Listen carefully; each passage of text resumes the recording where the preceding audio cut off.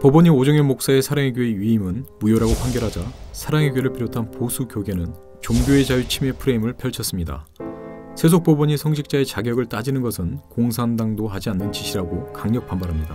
최근에는 국가인권위원회를 규탄하는 반동성애 진영과 손잡는 모습도 보여줬습니다. 이번 소송과 관련해 종교의 자유라는 단어는 지난해 4월 대법원 판결 이후, 그러니까 처음으로 교회가 패소한 이후 등장했습니다. 다소 조심스럽던 오조는 고등법원 파기환송심 이후 급변했습니다. 공산당, 일제탄압, 독선, 종교 기본권의 파괴자, 한국교회 전체에 대한 도전과 같은 단어들이 나왔습니다. 사랑의 교회가 성명을 내놓자 보수 교계 단체들도 지원사격했습니다.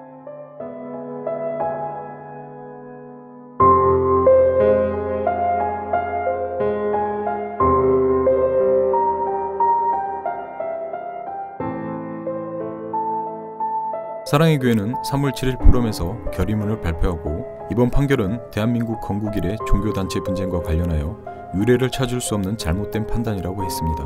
또한 이번 판결이 한국교회와 한국 종교계의 심각한 문제를 야기한다며 반드시 시정되어야 한다고 했습니다. 오정현 목사는 1월 28일 대법원에 위헌법률심판 제청을 신청했습니다. 법원 판결이 종교의 자유를 위배한다고 했습니다. 사실상 할 수 있는 모든 법적 조치를 하고 있는 것입니다.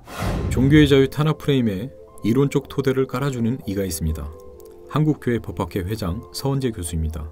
서 교수는 올해 1월 사랑의 교회에서 열린 종교의 자유 수호기도회와 3월 열린 종교의 공익성과 자유 포럼에 등장했습니다. 이번 사건은 특정 목사의 문제가 아닙니다. 세속 가해사회 법정이 교회 가장 중요한 지위에 있는 목사들의 자격을 지금 마음대로 재단하는 시대가 옵니다. 많은 사람들이 그렇게 얘기합니다. 사랑의 교회가 너무 화스럽다. 물론 그런 측면도 있지만 저는 국가 권력을 상징하는 대법원 앞에 하나님의 권력을 상징하는 교회가 당당하게 서 있는 거 참 은혜다. 서원재 교수는 법은 재단에 들어올 수 없다는 법원을 들었습니다. 법원은 교리 문제나 종교예식, 권징재판과 같이 교회 고유 영역에는 간섭할 수 없고 이러한 소송이 제기되더라도 각하 또는 기각하는 것이 원칙인데 대법원은 이러한 종교분리 원칙을 위반했다고 주장했습니다. 서원재 교수의 말처럼 목회자, 교인 지위의 유무효를 확인해달라는 소송 중 상당수는 원고 청구가 기각되거나 각하됩니다. 뉴스앤조이가 이와 관련된 40여 건의 판례를 확인해본 결과 80% 이상이 기각 또는 각하 처리됐습니다. 종교단체 문제는 개입을 최대한 자제한다는 2006년과 2014년 대법원 판례가 많이 인용됐습니다. 그러나 사법부가 적극 개입해 목사나 교인 지위가 무효라는 판결을 하는 사례도 있습니다. 최근만 보더라도 기독교 대한감리회 전명구 감독회장 당선 무효와 대한예수교 장로의 대신과 백석교단 통합 무효 판결이 있었습니다. 법원은 절차상 하자를 문제 삼았습니다. 이는 일반 민간단체에서의 절차적 하자와 다를 바 없었습니다. 오정현 목사 위임 무효 판결도 절차상 문제 때문입니다. 법원은 오정현 목사의 됨됨이를 판단한 게 아닙니다.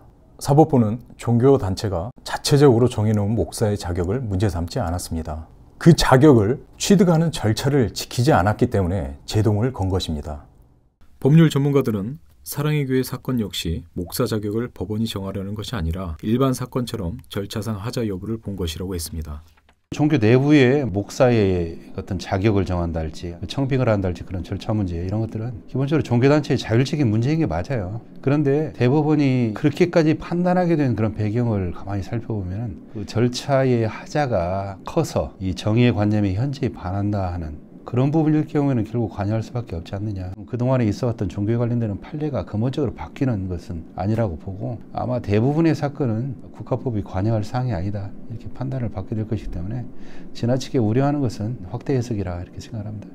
부장판사 출신의 서울대 A 교수는 종교의 자유는 충분히 존중해야 하지만 사실에 관한 다툼은 일반적 재판과 다를 것이 없다고 말했습니다. 기본적인 절차를 어겼다든지 문제될 행위를 했다. 그거는 종교의 자유하고는 관계가 없는 거 아니냐. 그렇다고 해서 법원이 모든 교회 문제에 대해서 다 개입해야 되는 것은 아니고 교회의 자율성, 종교의 자유 이런 것은 충분히 존중을 해야 된다. 사실에 관한 다툼, 일반적인 재판과 별로 다를 것이 없다. 이 사건에서는 오정현 목사가 정식 절차를 밟았느냐 안 밟았느냐 사실 문제인 거거든요. 당연히 법원이 판단을 할 수 있다. 정월함 양희송 대표는 이번 사랑의 교회 사건이 교단이 정한 최소한의 절차를 지키지 않아 일어난 일이라고 말했습니다. 국가가 목사는 이러이러한 방식으로 해야 된다라고 얘기하는 게 아니라 이미 교단 교파가 규정하고 있는 원칙들, 그게 제대로 안 지켜져서 문제다 법정이 지적한 것으로 저는 이해를 하고 있고, 교계 개혁단체들이나 언론이 지적했던 것은 사랑의 교회가 마땅히 지켰어야 될 절차 혹은 과정을 누락하거나 건너뛰거나 제대로 하지 않은 부분에 대한 지적들이었고, 또 그런 지적이 있을 때 사후적으로 사랑의 교회가 갖춰가는 모양을 좀 보였다 하는 것은 뭐 나쁘게 생각하지는 않습니다. 한자 성어로 위인설관이라고 하죠. 사람을 위해서 제도나 기관을 만들어내는 것, 교단이나 또 신학교에서 문제를 풀기 위해서 일반적으로 그렇게 하지 않는 특별한 방식으로 프로그램을 만들어내고 규정을 바꾸고 이렇게 하는 것은 자연스럽지 않은 정도가 아니라 문제가 있죠. 종교 자유를 이데올로기로 이용하고 탄압을 받는다는 어떤 전선을 만들고 그동안에 누려왔던 기득권적인 지위, 이럴지 모른다는 위험성을 강하게 인식한 쪽에서 의도적으로 만들어내는 프레임이 아닐까.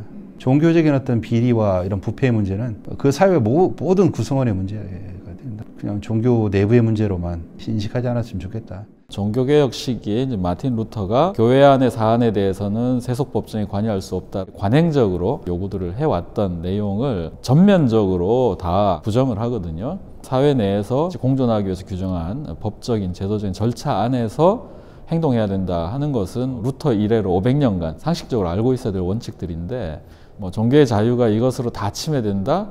그러면 우리 개신교의 시작부터 다시 거슬러 올라가서 짚어봐야 될 지점이 많다고 생각을 합니다. 한때 제자훈련으로 한국교회에 큰 영향력을 미쳤던 사랑의 교회. 그러나 최소한의 절차를 무시해온 결과 결국 법의 심판을 받게 됐습니다.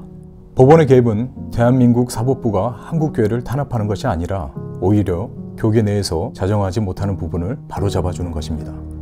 이를 종교의 자유 침해라고 말한다면 한국교회는 스스로 정한 절차조차 지키지 않고 마음대로 하겠다는 이기적인 집단으로 보이게 될 것입니다. 사랑의 교회 사건을 통해 더 큰 건물, 더 높은 학력을 추구해온 한국교회 목회자와 교인들의 욕망을 반성하는 계기가 되었으면 합니다. 시청해주신 여러분 감사합니다.